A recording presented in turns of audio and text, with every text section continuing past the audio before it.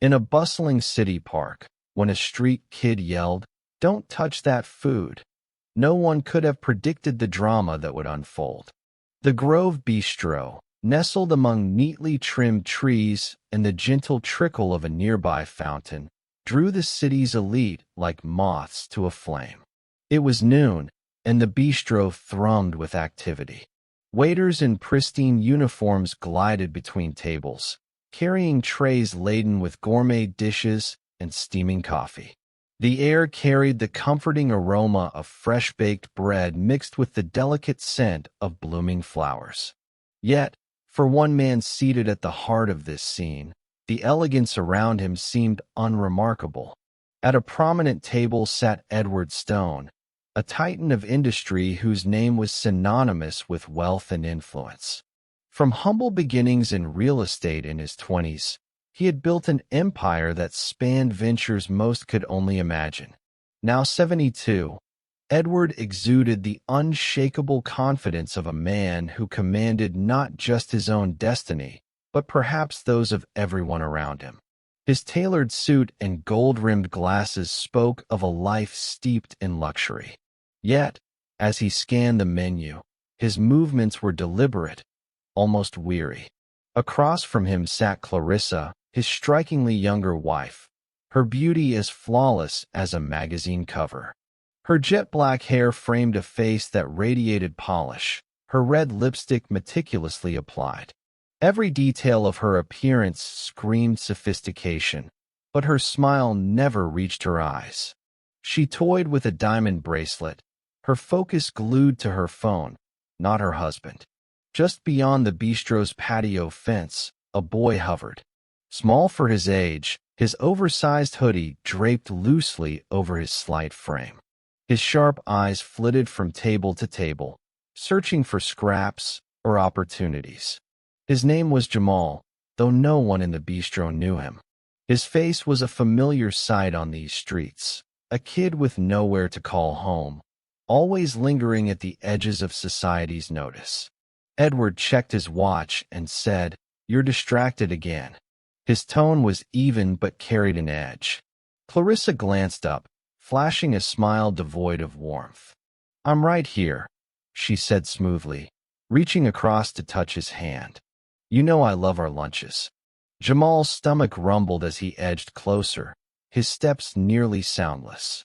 His gaze settled on Edward's table, where a pristine bowl of soup sat beside fresh bread and sparkling water, a feast he hadn't seen up close in months.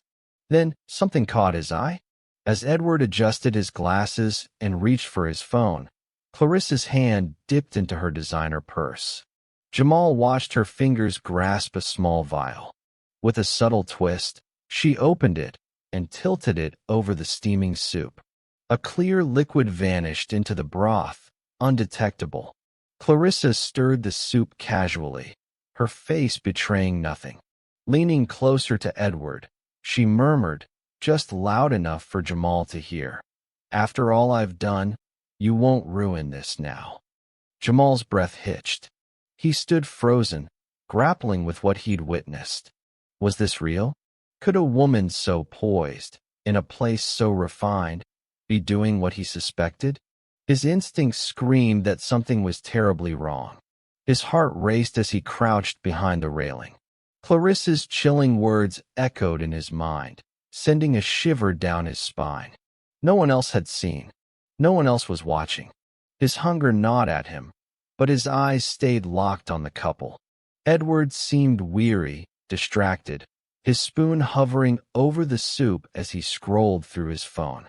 Clarissa, meanwhile, was all charm, her smile radiant, her hand propped under her chin as if she hadn't just uttered something sinister. Jamal felt the weight of a choice pressing down on him. His gut urged him to walk away. Why get involved? Who would trust a kid like him, a boy in a tattered hoodie, an outsider in this polished world? He swallowed hard, glancing at the other patrons. Laughter, clinking glasses, and casual chatter filled the air. No one noticed him, but his eyes returned to Edward's spoon, now dipping into the soup. His chest tightened. He wasn't imagining it. He had seen her tamper with the food. He knew what would happen if Edward took a bite. His mind raced. He didn't know this man, but that didn't matter. Wrong was wrong. Time seemed to stretch. Then, without hesitation, Jamal sprang from the railing and strode toward the table. His legs felt heavy, but he pressed forward. His voice broke as he shouted, "Don't eat that." Heads turned. Conversations halted.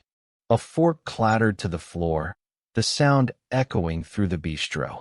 Edward paused, his spoon inches from his mouth, his eyes wide as they locked onto the boy. Clarissa's head snapped toward Jamal, her expression turning cold. "What did you just say?" she demanded, her voice sharp enough to slice through the tension. Jamal stood firm, though his voice trembled. "She put something in your food. I saw her. Don't eat it." Gasps rippled through the crowd as every patron turned to watch. The silence was oppressive. Jamal's chest heaved with adrenaline. Edward blinked, looking between the boy and his wife. "What is he talking about, Clarissa?" His voice was steady, but his trembling hand set the spoon down. Clarissa's composure shattered. She leapt to her feet, her chair scraping loudly against the stone floor. "You little liar," she spat, her voice venomous. "How dare you accuse me of something so disgusting? Who let you in here?" Her words stung, but Jamal held his ground, his eyes fixed on Edward's. "I saw her. She poured something into your soup when you weren't looking. Smell it if you don't believe me." Edward's face paled as he turned to his wife, his eyes narrowing. "Clarissa, what's going on?" he asked, his tone quiet but unyielding. She scoffed, waving a dismissive hand. "He's just causing trouble. Look at him. He probably wants money or food." She sneered, her gaze dripping with contempt. But Jamal didn't waver. He stepped closer. "I'm not lying," he said, his voice growing steadier. "She doesn't want you to know, but I saw everything." Edward's hand hovered over the bowl, torn between disbelief and a creeping doubt. Something in Jamal's voice made him pause. The bistro, once alive with chatter, was now eerily still, all eyes on the unfolding scene. Edward leaned back, studying the boy with a piercing gaze. His face bore the weariness of a man accustomed to deception, to people exploiting his wealth. But this felt different. The boy didn't flinch. "Jamal, is it?" Edward asked, a trace of suspicion in his steady voice. The boy nodded. "Yes, I'm telling the truth. Please don't eat it," he urged, his tone soft but firm. Clarissa let out a harsh laugh, crossing her arms as she glared at Jamal. "This is absurd," she snapped, her voice icy. "He's just some street kid looking for attention. Are you really entertaining this nonsense, Edward?" But Edward ignored her. He lifted the spoon again, this time bringing it closer to his face. His hand shook slightly, not from fear, but from the storm brewing within him. "Clarissa," he said slowly, meeting her eyes, "you heard him. What's going on here?" Clarissa's poise cracked further, her lips tightening. "I can't believe you're asking me that. It's insulting." She turned to the crowd, her voice rising. "He's lying. Look at him. He doesn't even know who you are. Why trust him over me?" Her words hung in the air, but they didn't land as she'd hoped. The crowd murmured, their eyes shifting between the three. Whispers floated through the bistro. "Did she do it? She looks nervous. That boy doesn't seem like he's lying." The murmurs fueled Clarissa's anger. She slammed her hands on the table, her polished facade gone. "Enough. Edward, eat your damn soup, and let's leave," she hissed, her voice trembling with fury. But Jamal stood his ground. He took another step forward, his fists clenched. "If you won't believe me, test it," he said, his voice rising with urgency. "You're rich. You have lawyers, doctors, people who can check it. But don't eat it. You'll regret it." Edward's jaw tightened as he looked back at the bowl. The spoon remained in his hand, but he didn't lift it. His tired, calculating eyes shifted to Clarissa. "Clarissa," he said, his voice low, "you've been acting strange for weeks." Her face flushed, and she stammered. I don't know what you're talking about. You can't think I'd poison me." Edward finished, his tone cutting. The crowd gasped, their whispers growing louder. Jamal stood resolute, his gaze unwavering. His heart pounded, but he refused to show it. He'd done what he could. Now it was Edward's move. Clarissa straightened, her expression turning cold and unfamiliar. "This is ridiculous. I don't have to listen to this," she said, grabbing her purse. But before she could leave, Edward's hand shot out, gripping her wrist with surprising strength for his age. "You're not going anywhere," he said firmly. "Not until we sort this out." A waiter, previously frozen, spoke up. "Sir, should I call the police?" The question sent a ripple through the bistro, and Clarissa's panic became palpable. She shook her head vehemently. "Don't you dare. This is a misunderstanding. Edward, you can't seriously." But Edward raised a hand, silencing her. "Yes," he said to the waiter, his eyes locked on Clarissa. "Call them." Jamal felt a fleeting surge of relief, but the tension remained. The truth wasn't fully out, and the air was thick with uncertainty. As the waiter hurried inside to make the call, Edward released Clarissa's wrist, his gaze never wavering. Her once flawless charm was unraveling, replaced by desperation. She glanced around, her lips moving soundlessly, searching for an escape. Jamal stood a few steps back, his hands trembling. He'd done all he could, but doubt crept in. What if Edward didn't believe him? What if Clarissa twisted her way out? He clenched his fists, forcing himself to stay put. "Jamal," Edward said suddenly, his voice cutting through the tension. "You said you saw her put something in the soup. Describe it."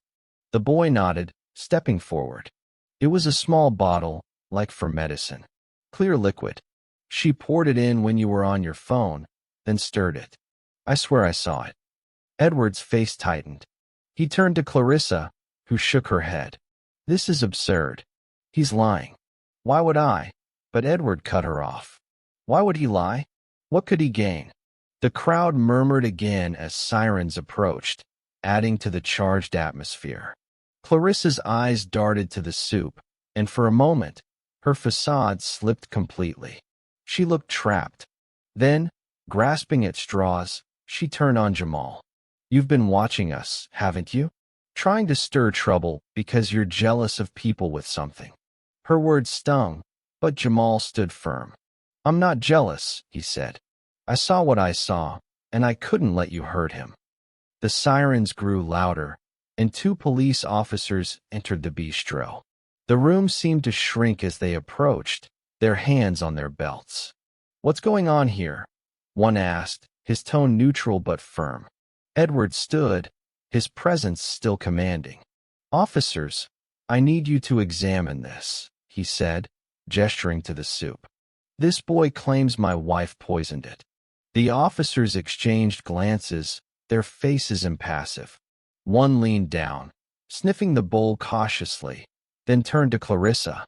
"Ma'am, do you have anything to say?" Her face flushed.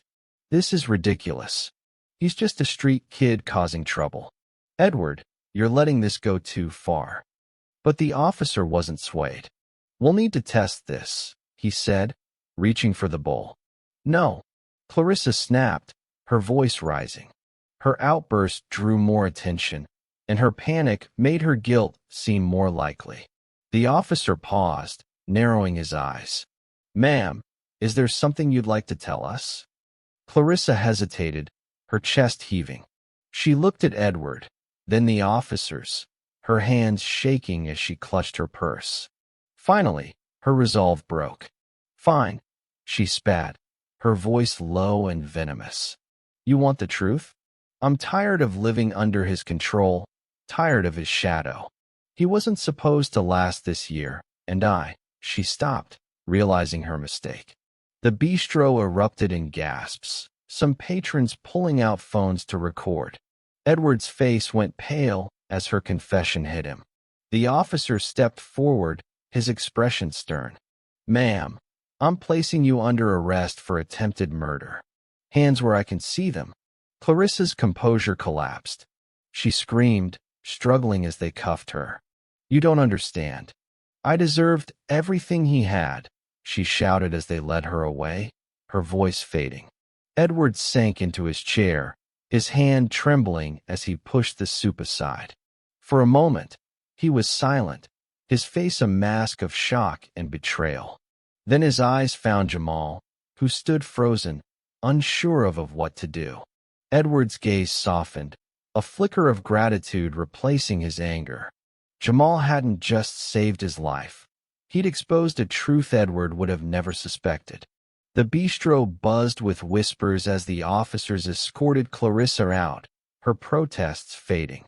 Patrons exchanged stunned glances, some looking at Edward with pity, others with curiosity. Jamal remained still, unsure if he should stay or slip away. "Jamal," Edward said softly, gesturing to the seat across from him. "Sit." Jamal hesitated, glancing at the onlookers, but Edward's voice carried authority. Slowly, he sat, his shoulders tense. "You saved my life," Edward said, his voice low but resolute. "I don't know how to repay you." Jamal fidgeted, gripping the table's edge. I couldn't let it happen," he said quietly. "I couldn't watch and do nothing." Edward nodded, his gaze distant, as if replaying the ordeal. "Most people would have looked away," he said after a pause. "They'd have ignored it. But you didn't. That took courage." Jamal shrugged, his voice barely audible. "I just don't like seeing people hurt. That's all." Edward leaned back, truly seeing the boy for the first time, not as a street kid, but as someone with depth and heart. "How long have you been out here?" The question caught Jamal off guard. He looked away, embarrassed. "A while." Edward frowned but didn't push. Instead, he pulled out a sleek phone. "Wait here," he said, stepping aside to make a call. Jamal watched, anxious. Was he in trouble? Would Edward have him removed? But when Edward returned, his expression was calm, almost warm. "Help is coming," he said simply. "Help?" Jamal asked, confused. Edward nodded. "I called someone I trust. They'll ensure you have a safe place to sleep tonight. And if you'll allow me, I'd like to do more." Jamal's eyes widened. "You don't have to," he said quickly, defensive. "I didn't do this for money." Edward smiled faintly. "I know. That's why I want to help. You did something most wouldn't, Jamal. If the world had more like you, it'd be a better place." For the first time in years, Jamal felt a warmth he couldn't name. He looked down, unsure how to respond. The bistro patrons began to disperse, but the weight of the event lingered. Edward sipped his water, then spoke again. "Sometimes, life gives us a chance to change someone's story," he said thoughtfully. "You changed mine today, Jamal. Maybe I can help change yours." Jamal looked up, his eyes glistening with hope he hadn't felt in years. As they sat in silence, the sun arched across the sky, casting long shadows over the bistro. The lesson wasn't lost on those who witnessed it. Courage doesn't always wear a suit, and kindness doesn't always come from wealth. Sometimes, the overlooked hold the greatest strength. Jamal's bravery didn't just save a life. It reminded everyone in that bistro of the power of standing up for what's right, no matter the odds. If this story touched you, hit that subscribe button and join us for more tales of bravery, truth, and redemption. Share this with someone who needs a reminder that even small actions can spark life-changing impact.